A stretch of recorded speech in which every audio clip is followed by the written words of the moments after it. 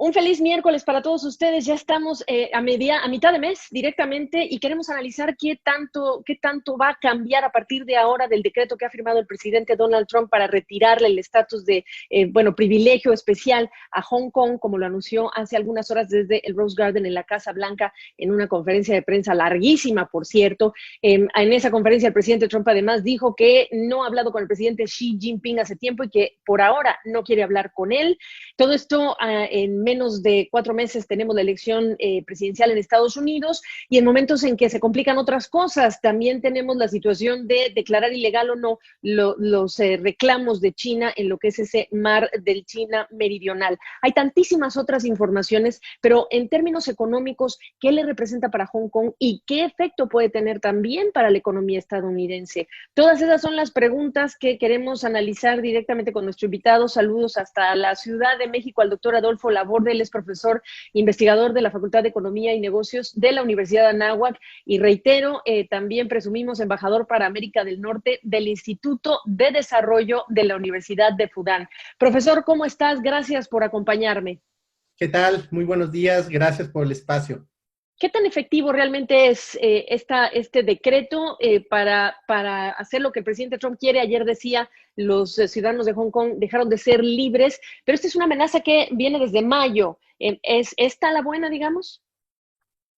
Bueno, sí, ya hay una ley ejecutiva y eso pone de manifiesto el interés ya de la política pública de Estados Unidos, echa a andar todo el andamiaje jurídico para poder establecer una presión directa a China a través de este esquema. Hay que recordar que Hong Kong era la puerta de la inversión extranjera, muchas empresas pequeñas, medianas, grandes utilizaban los sistemas financieros para poder apalancarse, para poder entrar a China, y pues de alguna manera esto ya es pues es un mensaje directo para entender que Hong Kong sí es importante para Occidente, independientemente de que sea un territorio que le pertenezca a China gracias al regreso en el 97.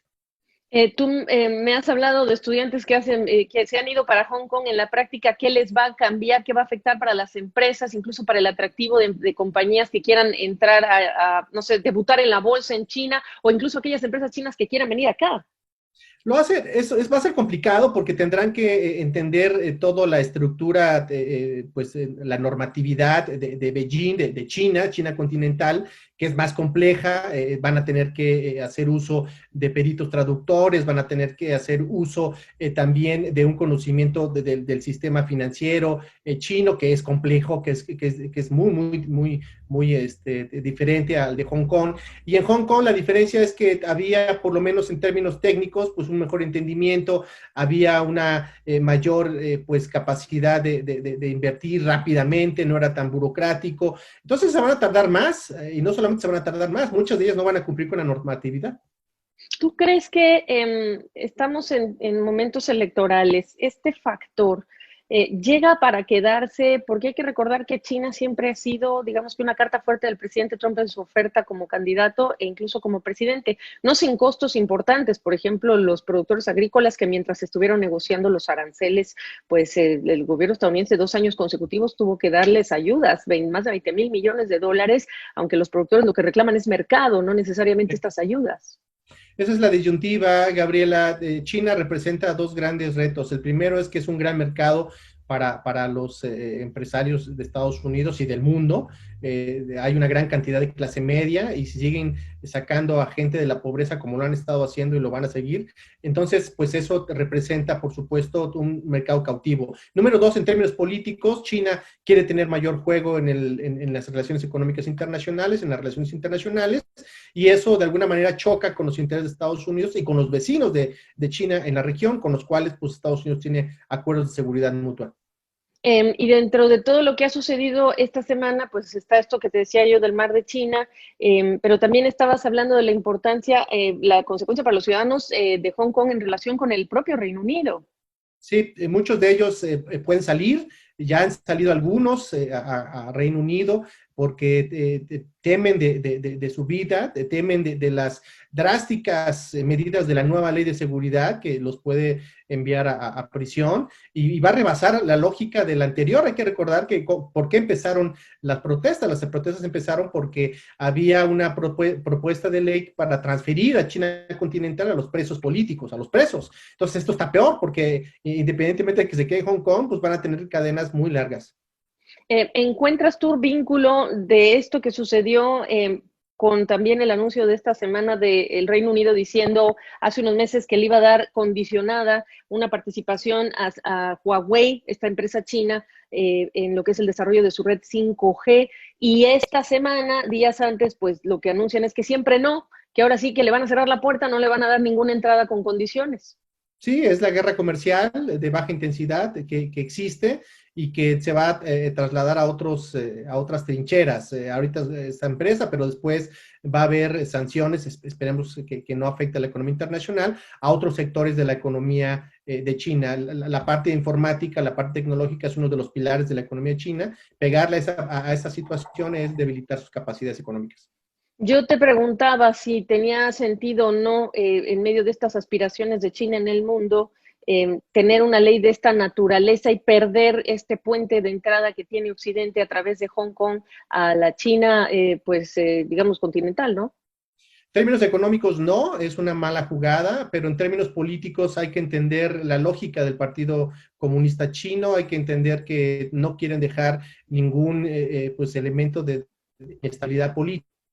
Hong Kong representa, temen que eso pueda contaminar a China continental. Y eso, aunado con el otro problema que tiene con Taiwán, pues es tener varios frentes abiertos. Entonces, es eliminar un frente, a pesar de las pérdidas económicas que se están sustituyendo con otros mercados financieros como el de Shanghai. Se trata de transferir la lógica a las ciudades de punta en China como Guangzhou, que está muy cerca, y bueno, pues Hong Kong dejarlo como un territorio importante, pero tampoco darle tanta importancia en términos económicos, porque la lógica, la óptica política pues, está arriba de ello. ¿Qué relevancia le das tú a esto en otro contexto que es más amplio, que es el de la pandemia?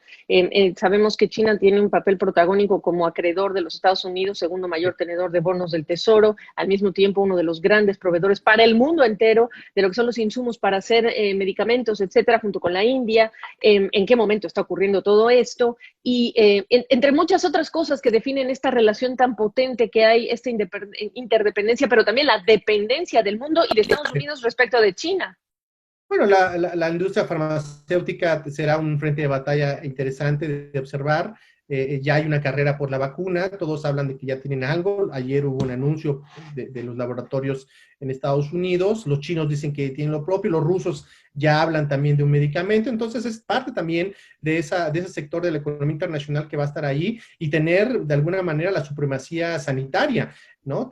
Hoy en día se habla de una nueva tendencia de la cooperación internacional, que es la cooperación internacional de la mascarilla, que habla un poco de esta lógica de ayudar a los pueblos a través de insumos, a través de cooperación científica sanitaria, y eso pues de alguna manera es uno de los nuevos elementos de análisis. ¿Quién tiene mejores capacidades para ello? Bueno, los chinos lo han hecho desde hace muchos años y los norteamericanos o los estadounidenses lo están haciendo, pero no solamente ellos, los franceses también están compitiendo, los indios están haciendo lo propio. Entonces, ese es otro campo de batalla que a veces se nos va de la óptica, pero está ahí y va a ser fundamental para conocer quién va a tener la supremacía, para condicionar o no condicionar la ayuda.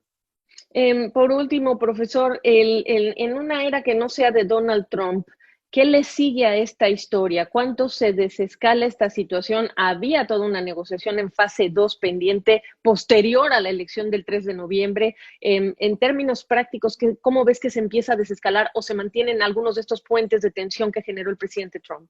Pues va a ser difícil que se eliminen, que salgan del escenario global. Son dos países que de alguna manera chocan, sus intereses chocan, a pesar de que los chinos hablan de una política exterior de paz, de no intervención, de cooperación, de multilateralismo. Lo cierto es que pues tienen sus programas de ayuda como la Ruta de la Seda, que ya hablamos de ella, que de alguna manera también tiene tintes de expansión, ¿no? De mantener una influencia china. Y eso, pues de alguna manera también elimina afecta a los intereses de las empresas de Occidente, que ven con pues, mucho terror, ¿no? Que sean desplazados, no solamente por calidad y precio, sino que también de alguna manera cierren los mercados en esos países. Entonces, es una guerra económica, eso no lo vamos a ver finalizado, y en términos de la cooperación internacional en el seno de Naciones Unidas, pues también vamos a tener muchos problemas, porque los dos son parte de los miembros de seguridad, del Consejo de Seguridad de los miembros permanentes. Entonces,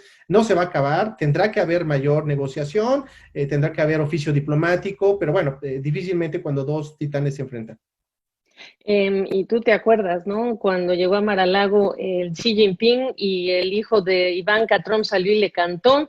Qué tiempos, ¿no? Cómo Sí, cambian los tiempos y las relaciones. Doctor, profesor Laborde, te agradezco la oportunidad de tu perspectiva en esta mañana. con mucho gusto, muy buen día. Buen día.